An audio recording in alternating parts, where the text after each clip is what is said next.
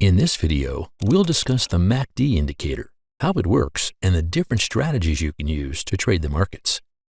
What is the MACD? The Moving Average Convergence Divergence, also called the MACD, is a trend-following indicator traders use to understand the overall direction of the market. It does this by comparing two moving averages to show whether the market is moving up or down. Before we start, we need to understand how the MACD works. Parts of the MACD. The MACD has four parts: the MACD line, the signal line, the histogram, and the zero line. Let's start with the first two, which are the MACD line and the signal line.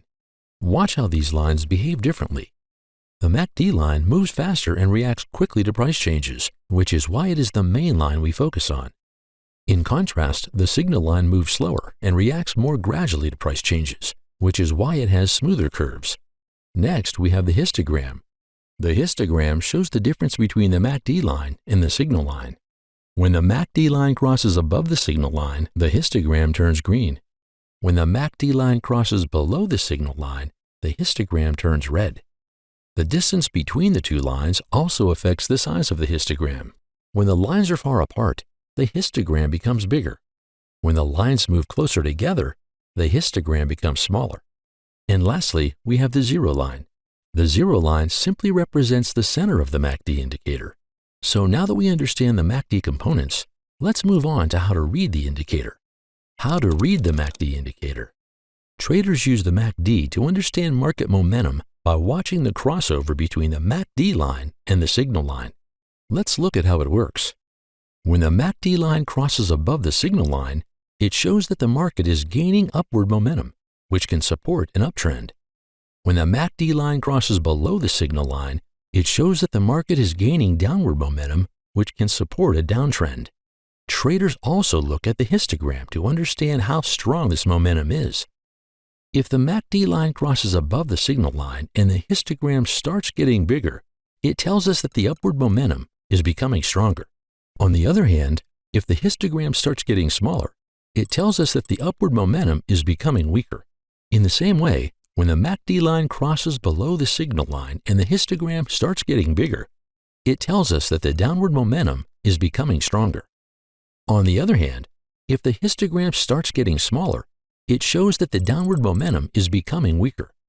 This simple combination of crossovers and histogram size helps traders clearly understand both the direction and the strength of the market's momentum. Now that we understand how to read MACD signals, the next step is learning how to use them correctly in trading strategies. MACD strategy number 1. A common mistake many traders make, especially beginners, is using the MACD indicator by itself. Using the MACD alone is usually a bad idea, and this becomes clear when looking at real chart examples. On this chart, the overall market is clearly in a downtrend. Price is moving lower and making lower highs and lower lows. However, at the same time, the MACD is crossing upwards and giving a bullish signal. This is where the problem appears. The MACD is suggesting bullish momentum, while the market itself is still in a downtrend. These signals contradict each other. If a trader follows the MACD crossover alone, it could lead to entering a buy trade against the main trend.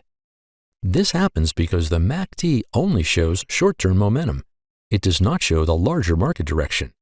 And in trading, the long-term trend always matters more than short-term momentum. To solve this issue, MACD signals need to be filtered so that only high-quality setups are taken. One simple and effective way to do this is by combining the MACD with the moving average indicator. A moving average helps show whether the market is generally moving up or down. In this strategy, the 100-period moving average is used to see the long-term direction. When the price is above the 100-period moving average, it indicates that the long-term trend is up. When the price is below it, it indicates that the long-term trend is down. By combining the MACD with the 100-period moving average, MACD signals are taken only in the direction of the trend. This significantly reduces false trade signals. Here is how the strategy works in practice. The first step is to identify the long-term trend using the 100 moving average. If the price is above the moving average, only buy trades are considered. If the price is below the moving average, only sell trades are considered.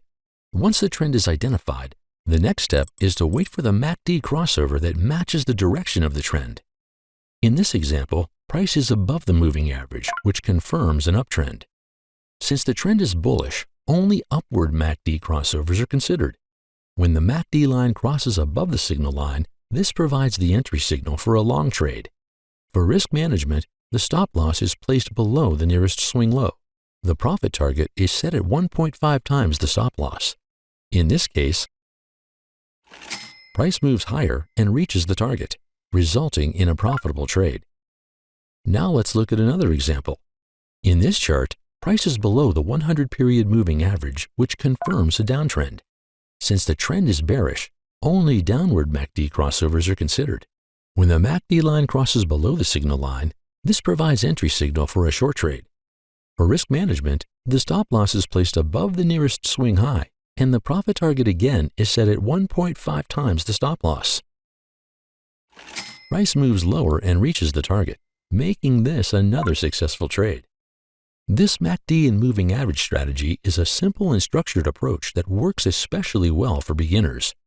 It helps traders stay on the right side of the market while using the MACD for timing entries. With the first strategy explained, let's take a look at another way to use the MACD. Strategy 2. MACD Divergence. Before looking at trade setups, it's important to understand what MACD divergence actually means. Divergence simply means a disagreement between two things that usually move together. In trading, divergence happens when price moves in one direction, but an indicator like the MACD moves in a different direction. When this happens, it often signals that the current trend is losing strength and a reversal may be coming. There are two main types of MACD divergence: bullish divergence and bearish divergence. A bullish divergence occurs when price makes a lower low, but the MACD makes a higher low. This tells us that even though the price is still falling, the selling momentum is getting weaker. Look at this chart, for example. Price is clearly in a downward trend and continues to make lower lows. However, the MACD shows higher lows. This difference between price and momentum is a clear bullish divergence and signals a possible upward reversal. Now let's look at bearish divergence. A bearish divergence occurs when the price makes a higher high, but the MACD makes a lower high. This shows that price is still moving up, but the buying momentum is getting weaker. In this example, price is in an uptrend and forms a higher high, while the MACD forms lower highs. This is a clear bearish divergence and signals a possible downward reversal. Now let's see how we can trade the divergence. First, start by finding a divergence. To easily spot a divergence, look for a setup where price breaks the previous low and forms a lower low, like this. Next, apply the MACD. If the MACD stays above the previous low, this suggests a potential divergence is forming. However, do not enter a position yet because the divergence is not confirmed. To confirm the divergence, wait for the MACD line to cross above the signal line, while making sure the previous MACD low is not broken. In this setup, we can see that the price forms a lower low, but the MACD forms a higher low, which means that this is a bullish divergence. Once the divergence is confirmed, you can take a buy trade. For risk management, the stop loss is placed below the previous swing low, and the profit target is set at 1.5 times the stop loss. Similarly, to trade a bearish divergence, first start by finding a divergence. To easily spot a bearish divergence, look for a setup where the price breaks the previous high and forms a higher high, like this. Next, apply the MACD. If the MACD stays below the previous high, this suggests a potential bearish divergence is forming. However, do not enter a position yet because the divergence is not confirmed. To confirm the bearish divergence, wait for the MACD line to cross below the signal line while making sure the previous MACD high is not broken. In this setup, we can see that the price forms a higher high, but the MACD forms a lower high, which means that this is a bearish divergence. Once the divergence is confirmed, you take a sell trade. For risk management, a stop loss is placed above the previous swing high, and the profit target is set at 1.5 times the stop loss. So those are two MACD strategies that are simple to learn and easy to apply. One keeps you aligned with the trend using a moving average, and the other helps you identify potential reversals through divergence. If you found this helpful, make sure to like the video and subscribe to the channel for more clear and practical trading content.